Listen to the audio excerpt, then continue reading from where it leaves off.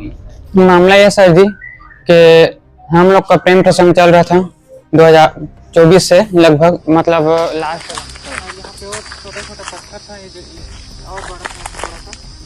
तो फिर यहीं पे बातचीत किया और नहीं मानी, तो यहीं पे गला ऐसे करके पकड़ा और यहीं पे मतलब धीरे धीरे हम लोग का मतलब एकदम गहरा हो गया प्यार, और ज़्यादा ही ले चुकी थी। तो हम लोग गाड़ी को वहाँ पे रुके, यहाँ पे और जो खड़ा है वहीं पे बगल पे वहीं पे खड़ा था गाड़ी बातचीत हुआ। फिर वहाँ पे मतलब एक दूसरे को मिले भी। उसके काम के लिए मैं घरघोड़ा कोर्ट भी जाता था, 2-3 बार उसको ले भी गया हूँ। फिर दुकान निकालने के बाद मतलब वो क्या बोलते हैं पत्थर के उससे मतलब यहाँ पे मारा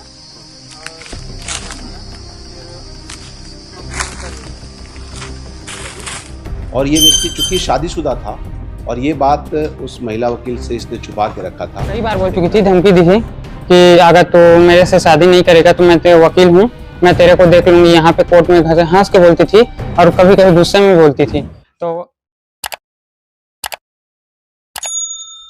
शादीशुदा प्रेमी ही निकला महिला वकील का कातिल, पुलिस ने किया खुलासा। साथ ही आरोपी ने भी पुलिस व प्रेस के सामने अपना जुर्म कबूल किया है। आगे आप वीडियो में देखिएगा। नमस्कार, जोहार छत्तीसगढ़, मैं रेणुका और आप देख रहे हैं द न्यूज नायक। शादीशुदा प्रेमी ही निकला महिला वकील का कातिल, पुलिस ने किया खुलासा। रायगढ़ पुलिस ने लेलुंगा की 31 वर्षीय अधिवक्ता आराधना सिधार हत्याकांड का सनसनीखेज खुलासा किया है। पुलिस ने हत्या के आरोप में मृतिका के प्रेमी लोकनाथ पटेल को गिरफ्तार कर लिया है।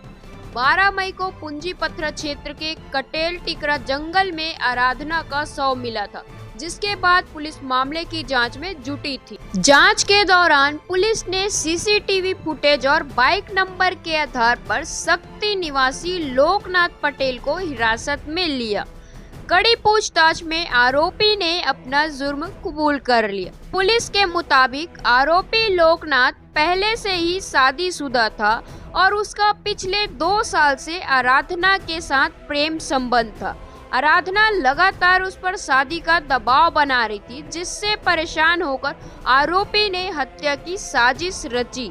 वह आराधना को घुमाने के बहाने सुनसान जंगल में ले गया, जहां पहले उसका गला दबाया और फिर पत्थर व धारदार हथियार से वार कर उसकी हत्या कर दी। वारदात के बाद आरोपी मृतिका के फोन से उसकी सहेलियों और बहन से बात कर पुलिस को गुमराह भी करता रहा। पुलिस ने आरोपी के पास से मोबाइल और अन्य साक्ष्य जब्त कर उसे जेल भेज दिया है। पुंजीपथरा पुलिस की तकनीकी जांच और मुस्तैदी से इस अंधे कत्ल की गुत्थी महज कुछ ही दिनों में सुलझ गई और आरोपी अब सलाखों के पीछे हैं।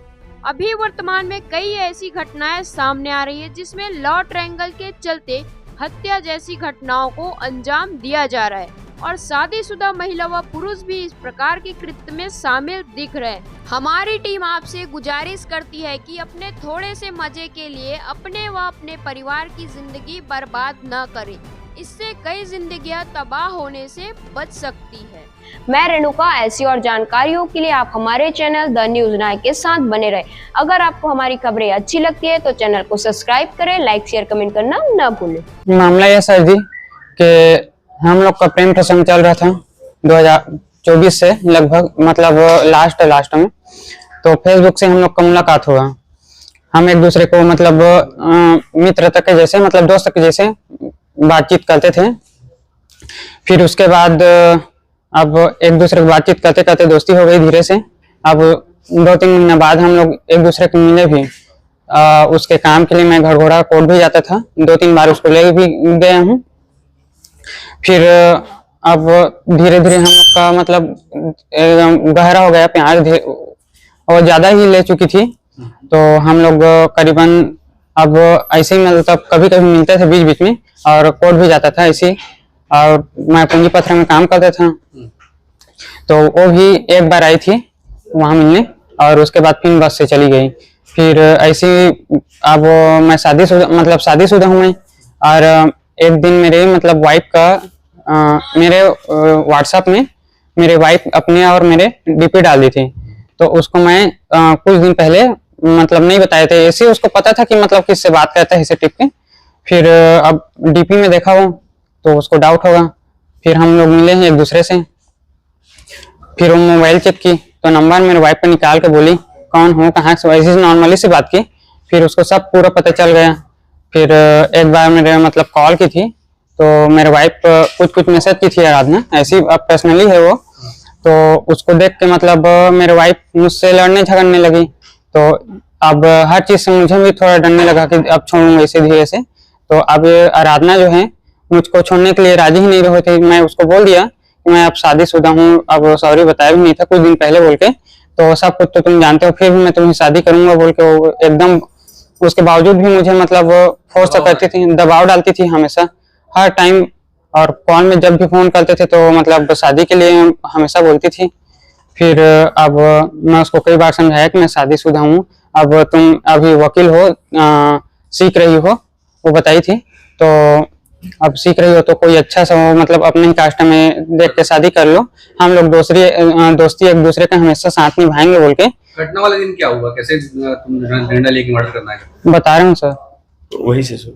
तो अब हमेशा फोर्स करती थी ना, तो अभी मतलब एक दिन मेरे को बोली कि मतलब कई बार बोल चुकी थी, धमकी दी थी कि अगर तू मेरे से शादी नहीं करेगा तो मैं तेरे वकील हूँ, मैं तेरे को देख लूंगी। यहाँ पे कोर्ट में हंस के बोलती थी और कभी कभी गुस्से में बोलती थी। तो अब एकदम ज्यादा हो गया था वही ज्यादा सुन के। तो अब मैं सोचा कि अगर इसको रखूंगा तो घर वाले मुझसे मतलब दूर हो जाएंगे, ऐसे रखूंगा तो अब ये सब चीज सोचने के बावजूद ना मैं उसको 10 तारीख को मिलने बुलाया। 9 तारीख को रात को बात हुआ हम लोग का। फिर मैं उसको 10 तारीख को पिकअप किया यहीं पिंजरी प्लांट से। फिर वहां से लेके उसको मतलब उसको सिस्टर थी, 2 जन थे, उसको छोड़ने यहाँ पे केवड़ाबाड़ी बस स्टेशन गए, उसको छोड़ दिया। फिर वहां से उसको पिकअप करके रास्ते में बातें करते जा रहे थे कि आराधना ऐसे मत करो, अब आप भी शादी के योग्य हो गए हो, इतना भी फोर्स मत करो, अब जानते तो हो मेरा भी लाइफ बर्बाद हो जाएगा, अब उतना कोई जानते नहीं हम लोग के बीच के बारे में, ऐसे बोल के। तो नहीं मैं शादी करूंगा तो तुझसे ही, तो अब या तो नहीं तेरे को फंसा दूंगी, अभी तू कोर्ट का जानता नहीं है, ऐसे वैसे दुनिया भर कहाँ गए उसके बाद तुम लोग? मैं शक्ति उसको ले गया। तो शक्ति में फिर से मतलब उधर कोरबा रोड में दमोधारा है, वहां पे बैठ के हम लोग बातें करने लगे। कुछ घंटों तक बातें हुआ, वही विवाद वही नहीं समझ रही थी। फिर वहां से मैं उसको लेके शाम टाइम 6 बजे के आसपास यहाँ सुधीर लॉज वहां पे ले गया। उसको बोला, पहले बोला था कि मतलब घर चले जाओ बोल के, नहीं जाऊंगे ऐसे बोल के जो भी। तो अब यहाँ से मतलब लॉज में लिए हम लोग, अब वहीं रुके थे। अब बात नहीं मार रही थी, अब मेरे को भी गुस्सा आ रहा था ये सब चीज से, क्या करूं क्या ना करूं ऐसे बोल के। फिर मैं उसको मतलब मेरे मन में हो गया कि मैं इसको मारूंगा, अब जो होगा सो होगा ऐसे बोल के। जितना मतलब मेरे मानसिक स्थिति खराब कर रही थी वो। तो अब रात में रुके थे, फिर वहां अब जबरदस्ती वो बोली कि मतलब चलो, मतलब मेरे अब सोए थे साथ में। फिर उसके बाद सुबह 5 बजे मतलब रात में भी लड़ाई हुई इस शादी को लेकर, तो मैं नहीं कर पाऊंगा ऐसे बोल के बोला। फिर समझाया, फिर सुबह हम लोग निकल गए। अब वहां से मैं सीधा उसको लेके ये जो रास्ता आया था गिरवानी वाला, वही रास्ते में फिर से चला गया।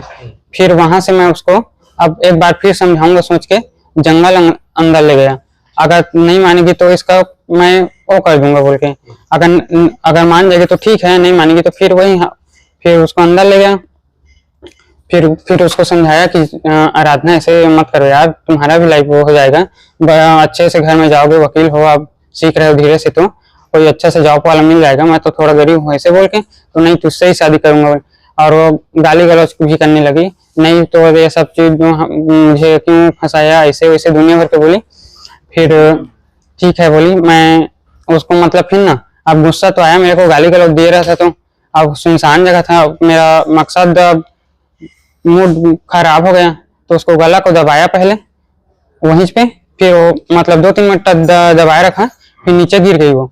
फिर वहीं पे गुस्सा आ रहा था तो मैं गाली दिया उसको, पत्थर से 2-3 बार उसको सिर को लगा और चाकू से काट दिया।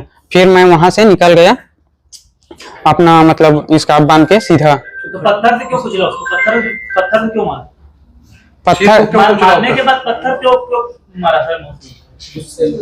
नहीं मरी थी वो, पहले पत्थर मारा था उसको। अच्छा, हाँ। घटना से पहले तुम हाँ। कपड़े क्यों निकाल दिए? इसलिए मैं मतलब वो प्लान ये बनाया। आराधना सिद्धार्थ की हत्या की गुत्थी रायगढ़ पुलिस के द्वारा सुलझा लिया गया है और इसमें जो आरोपी है लोकनाथ पटेल, जो कि शक्ति जिला का रहने वाला है और चारपारा इसके गांव का नाम है। जो कहानी सामने आई है उसके हिसाब से इसका फेसबुक के द्वारा आराधना के साथ दोस्ती हुई थी और दोस्ती जो है प्यार में बदल गया और ये लोग आपस में बातचीत करने लगे, मिलने जुलने लगे।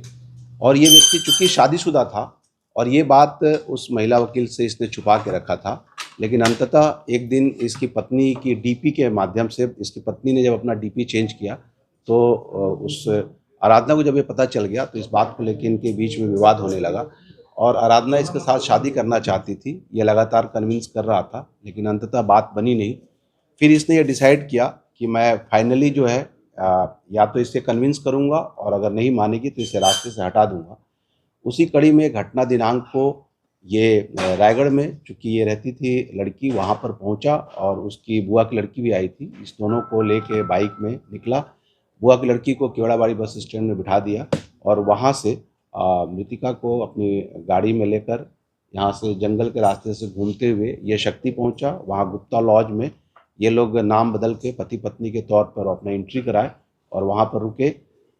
वहाँ पर भी इनके बीच में इस बात के लिए फिर से विवाद हुआ, जिसमें एक कन्विंस करने की कोशिश कर रहा था कि मैं शादीशुदा हूँ, पॉसिबल नहीं है कि तुमसे शादी कर पाऊँ, लेकिन लड़की ने इसको इसके कहे के अनुसार दबाव डाला और तब इसने डिसाइड कर लिया और ये लड़की को लॉज में छोड़ के वहीं से दुकान से जाकर सब्जी काटने वाली चाकू खरीद के ले आया और रात में लड़की के साथ में ये रहा और सुबह 5:30 बजे लड़की को लेके ये पुनः इधर ही के जंगल में आ गया, पूंजीपतरा थाना क्षेत्र के जंगल में। चूँकि यहाँ पे पहले ये प्लांट में काम करता था तो यहाँ के जंगल से ये अनभिज्ञ नहीं था, इसलिए इसे पूरा आइडिया था और जंगल में ले गया वहाँ पर और ले जाकर लड़की के साथ एक बार फाइनल बात किया। फिर से बोला कि पॉसिबल नहीं है, हम दोस्त की तरह ही रहते हैं, बट अंततः लड़की नहीं मानी।